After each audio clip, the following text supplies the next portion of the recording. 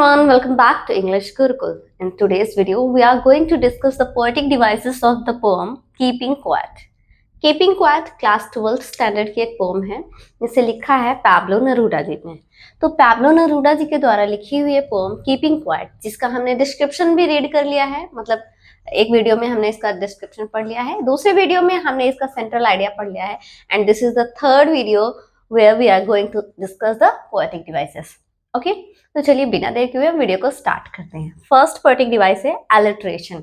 Alliteration आप सभी को पता है, एलिट्रेशन वो होता है जिसमें कोई कॉन्सोनेंट साउंड रिपीट होता है बार बार, बट इंपॉर्टेंट ये होता है कि वो जो कॉन्सोनेंट साउंड है ना वो वर्ड की स्टार्टिंग में हो। लिखा भी वही, मैं आपको बता देती हूँ। रिपीटिशन ऑफ कॉन्सोनेंट साउंड्स, तो क्या रिपीट होगा? कॉन्सोनेंट साउंड रिपीट होगा एट द बिगिनिंग। ये बात याद रखना कि कॉन्सोनेंट साउंड कहाँ होगा? वर्ड के बिगिनिंग में होगा, at the beginning of the near by words. देखिए, सडन स्ट्रेंजनेस, दो वर्ड है, ये पोएम की एक लाइन है जिसमें से एस से ये वर्ड भी स्टार्ट हो रहा है, एस से ये भी स्टार्ट हो रहा है। तो यहाँ पे हमने पाया कि रिपीटिशन ऑफ वर्ड क्या है? S, that's why it's an alliteration. All right, now let's move to the next. It's assonance. Assonance इसमें क्या होता है? देखो, जैसे ऊपर वाला है वैसे ही लगभग ये भी है, पर थोड़ा चेंज है। यहाँ पे रिपीटिशन ऑफ क्या होता है? Vowel sounds. ठीक है, ऊपर हमारा कॉन्सोनेंट का साउंड का रिपीटिशन हो रहा था, नीचे वोवेल्स का रिपीटिशन हो रहा है। साथ ही साथ यहाँ पे कहा गया था कॉन्सोनेंट साउंड जो है वो बिगिनिंग में होना चाहिए वर्ड के, बट नीचे वाले के साथ ऐसा कोई भी सीन नहीं है। यहाँ पे ये नहीं कह रहा है कि repetition of vowel sound should be at the beginning of the word, ऐसा नहीं है। रिपीटिशन ऑफ वोवेल तो होगा, बट ये वर्ड के स्टार्टिंग में भी हो सकता है, बीच में भी हो सकता है, इससे कोई फर्क नहीं पड़ेगा। जैसे देखते हैं, विदाउट रश विदाउट इंजन्स। देखो यहाँ पे ओ यू रिपीट हो रहा है, यहाँ पे ओ यू रिपीट हो रहा है। ठीक है, तो विदाउट और रश विदाउट इंजन्स, इसमें देखो विदाउट में यहाँ पे देखो यू, तो यू साउंड को रिपीट किया जा रहा है। आप ओ यू मैंने लिखा है, यहाँ पे आप यू कर लो, यहाँ पे भी यू साउंड रिपीट हो रहा है, यहाँ पे यू, यहाँ पे यू, यहाँ इसमें नहीं, लास्ट वाले में नहीं है। तो यहाँ पे क्या हो रहा है? यू साउंड रिपीट हो रहा है, that's why it's an assonance. Alright, जरूरी नहीं है कि ये जो रिपीटिशन ऑफ वोवेल है ये वर्ड के स्टार्टिंग में हो, स्टार्टिंग में भी हो सकता है, मिड में भी हो सकता है, डजंट मैटर। आगे बढ़ते हैं। इंजैममेंट। इंजैममेंट क्या होता है?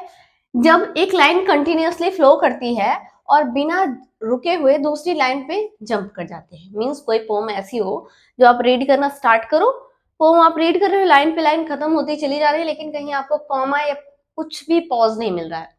तो जब ऐसा होता है आपके साथ तो आप उसे कहोगे it's an enjambment. A line continue without a pause. Line क्या होती है? कंटिन्यू होती है बिना किसी पॉज के, इनटू द नेक्स्ट लाइन। किसमें?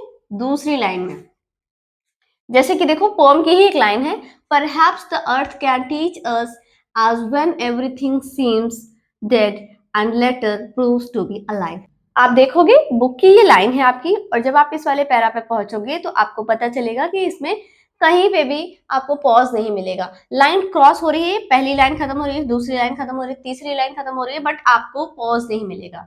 तो जब आपकी लाइन मूव हो जाए दूसरी लाइन पे, मतलब ये लाइन यहाँ से पहुंच के नीचे आ गई लेकिन कहीं भी कॉमा जैसा आपको पॉज नहीं मिला, तो आप उसे कहोगे इंजैममेंट। ऑलराइट, नेक्स्ट है रिपीटिशन। रिपीटिशन इसमें क्या होता है? Words and phrases are repeated to create rhythm and emphasis. क्या होता है? जब पोम में कोई वर्ड या फिर कोई फ्रेज या फिर कोई, आप कहोगे कोई लाइन होती है ना, पूरी लाइन रिपीट कर दी जाए, सिर्फ किस लिए?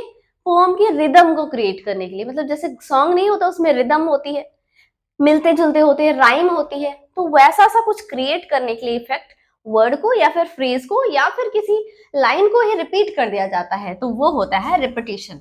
एग्जाम्पल देखते हैं।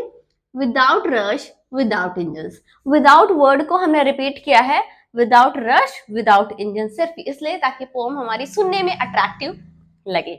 तो विदाउट रश विदाउट इंजन का यूज किया गया है।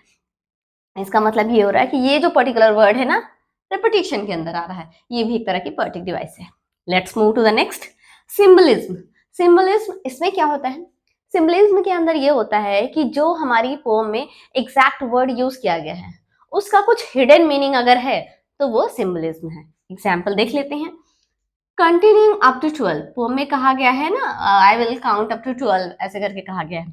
और वो सिंबल किस चीज का है? वो सिंबल है टाइम का, क्लॉक का, यूनिवर्सल यूनिटी का, 12 मंथ्स होते हैं उनका। तो ये सिंबल है कंटिन्यूटी का, यूनिवर्सल यूनिटी का, क्लॉक का।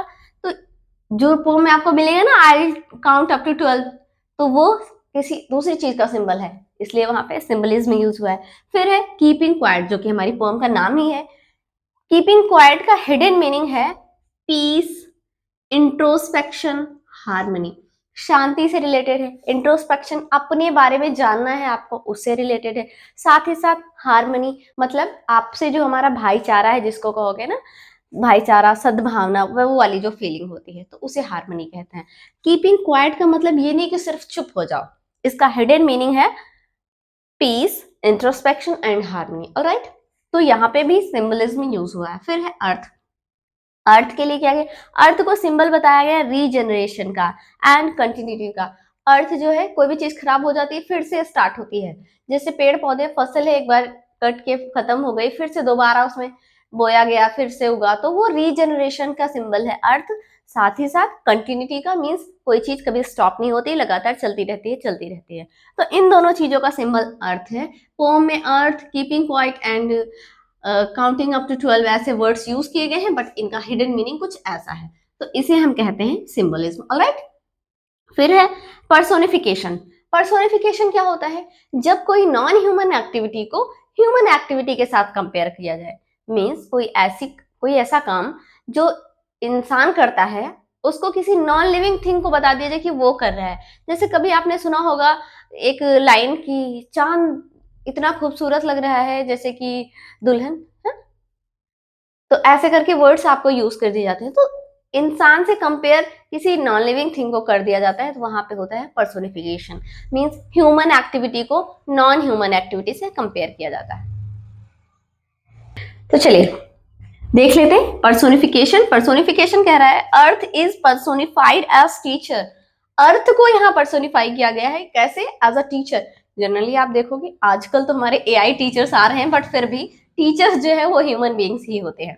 तो ह्यूमन बींग की क्वालिटी अर्थ के अंदर डाल दी गई। अर्थ, हम ये तो नहीं कहेंगे लिविंग क्रिएचर मीन्स ह्यूमन तो है नहीं अर्थ। अर्थ के अंदर हमने ह्यूमन कैरेक्टर्स को डाल दिए हैं कि अर्थ हमें टीच कर रहा है, सिखा रहा है। Earth is personified as teacher. Earth को टीचर बताया गया है that can teach you how to renew life. Means earth हमें सिखा रही है कि हमें लाइफ को दोबारा से कैसे स्टार्ट करना है। तो आपके टीचर्स आपको चीजें सिखाते हैं, यहाँ अर्थ सिखा रही है। अर्थ ह्यूमन नहीं है। ऑलराइट, आप लिविंग नॉन लिविंग में जाएंगे वो बात अलग है, बट ह्यूमन नहीं है अर्थ। लेकिन अर्थ को एक टीचर से कंपेयर किया जा रहा है कि जैसे एक टीचर आपको सिखाता है, वैसे अर्थ आपको सिखा रही है कि कैसे लाइफ को रिन्यू करना है, दोबारा से स्टार्ट करना है। आई होप कि आपको ये बात समझ में आ गई होगी। आगे बढ़ते हैं imagery. Imagery is the favourite topic of all the poets, क्योंकि सभी लोग मैक्सिमम इसका यूज कर सकते हैं। कर सकते नहीं कहेंगे, करते ही हैं। मैक्सिमम इसका यूज होता है। इसका यूज सिर्फ तब होता है ना जब आप कोई पोम पढ़ोगे तो आपको चीजें इमेजिन करने लगते हो। तो जो वो चीजें इमेजिन करते थे ना, that's come under the imaginary section. देखो जैसे इसमें कहा गया है क्रिएट पिक्चर ऑफ फिशरमैन। जब ये कीपिंग क्वाइट पोम रीड कर रहे हो आप, तो उसमें कुछ वर्ड, कुछ लाइन्स आपको मिलेंगी जहाँ पे फिशरमैन का जिक्र किया गया है, तो आपको याद आते होंगे ना। आपने बचपन में पिक्चर्स वगैरह में देखी होंगी या रियल लाइफ में देखा, तो आपको वो फिशरमैन याद आ जाते हैं। वॉर की जब बात होती है तो आपको लड़ाई झगड़ा याद आ जाता है, आपके दिमाग में आ जाता है। इंजन्स की बात होती है तो आपको मशीन्स याद आ जाती हैं। साथ ही साथ जब क्वाइट अर्थ की बात होती है तो आपका अर्थ का सिंबल आपके सामने आ जाता है। तो वो सारी चीजें जो आप जैसे जैसे पोम में पढ़ते जा रहे हो, वैसे वैसे आपके माइंड में क्रिएट होती जा रही हैं। That's come under imagery section. ठीक है, इमेजरी सेक्शन के अंदर वो आती है जो आप अकॉर्डिंग टू द पोम जैसे पढ़ते जाते हो, वैसे आपके सामने क्रिएट होती जाती है। आई होप कि मैंने आपको ये अच्छे से एक्सप्लेन किया है, आपको समझ में आ गया होगा। स्टिल एक बार मैं इसका क्विक रिवीजन करा देती हूँ। एलिट्रेशन, एलिट्रेशन वो पोएटिक डिवाइस है जिसके अंदर कोई कॉन्सोनेंट साउंड वर्ड की बिगनिंग में होता है और बार बार रिपीट होता है, तो उसे हम एलिट्रेशन कहते हैं। एजोनेंस, एजोनेंस में क्या होता है? वोवेल साउंड का रिपीटिशन होता है, बट कंपलसरी नहीं होता है कि वो वोवेल साउंड वर्ड के स्टार्टिंग में हो। एलिट्रेशन में कंपलसरी होता है कि कॉन्सोनेंट साउंड जो है वो वर्ड के स्टार्टिंग में हो। एजोनेंस में ऐसा नहीं होता है, वोवेल साउंड हो लेकिन वर्ड के मिड में भी हो सकता है, स्टार्टिंग में भी हो सकता है, कहीं भी हो सकता है। थर्ड है इंजाममेंट। इंजाममेंट में क्या होता है, एक लाइन कंटिन्यू होती है बिना किसी कॉमा या पॉज के, नेक्स्ट लाइन पे जंप करती चली जाती है, तो उसे हम कहते हैं इंजाममेंट। नेक्स्ट है रिपीटिशन। रिपीटिशन किसी वर्ड, किसी फ्रेज या फिर किसी पर पूरी लाइन को ही उठा के रिपीट कर दिया जाता है, सिर्फ इसलिए ताकि जो हमारी पोम है उसमें रिदम क्रिएट हो सके, उसमें एम्फेसिस क्रिएट हो सके। ऑलराइट, नेक्स्ट है सिंबलिज्म। सिंबलिज्म का यूज हम तब करते हैं जब हम पोम में कुछ वर्ड्स तो देते हैं बट उनका हिडन मीनिंग कुछ अलग होता है, तो वहां पे आपको सिंबलिज्म मिलेगा। ठीक है, फिर पर्सोनिफिकेशन। पर्सोनिफिकेशन में क्या होता है, नॉन ह्यूमन एक्टिविटी को ह्यूमन एक्टिविटी के साथ कंपेयर कर दिया जाता है, वहां होता है पर्सोनिफिकेशन। मींस जो काम इंसान करते हैं उसे किसी दूसरी चीज के द्वारा वही सेम काम कराया जाता है। जैसे इस चैप्टर में पढ़ाया, जैसे टीचर आपको सिखाते हैं वही काम अर्थ आप कर रही है आपके साथ, अर्थ आपको सिखा रहे हैं, तो अर्थ आपके टीचर का काम कर रही है, that's why earth is personification here. Next है इमेजरी। इमेजरी में क्या होता है, जब हम पोम को रीड करते हैं तो कुछ हमारे सामने इमेज क्रिएट होती जाती है, ठीक है, तो उन्हें हम इमेजरी के अंदर काउंट करते हैं। जैसे इस पर्टिकुलर पोम कीपिंग क्वाइट को जब आप रीड करोगे तो आप fisherman, war, engine and quiet earth के बारे में रीड करते हो, जब इनकी बात करते हो तो आपके सामने एक पिक्चर सी क्रिएट होती जाती है, तो इसलिए ये इमेजरी है। आई होप कि मैंने ये टॉपिक आपको अच्छे से समझा दिया होगा। वीडियो अच्छा लगा है तो प्लीज वीडियो को लाइक करें, चैनल पे पहली बार विजिट कर रहे हैं तो चैनल को सब्सक्राइब करें, और हाँ, इसे ज्यादा से ज्यादा शेयर करें आपके फ्रेंड्स और फैमिली के साथ।